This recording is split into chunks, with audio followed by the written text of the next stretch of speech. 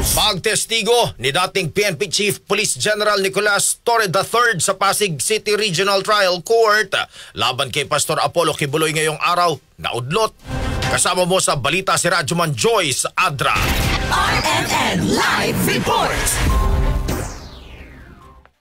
Hindi natuloy ang pagtestigo kanina ni dating PNP Chief General Nicolas Torre III sa Pasig City Regional Trial Court laban kay Pastor Apollo Kibuloy.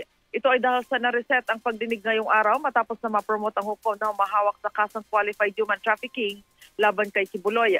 Si Judge Reynelda Estacio Montesa kasi ay na-promote bilang Deputy Court Administrator. Bunga nito sa December 10 na lamang itinakda ang susunod na pagdinig sa kaso. Magugunitang si Torre ang naging arresting officer kay Kibuloy noong ito pa ang hepe ng PNP Region 11. Kasama mo sa DZXL Manila, Radyoman Joyce Collates, Adra, Tatak, RMN.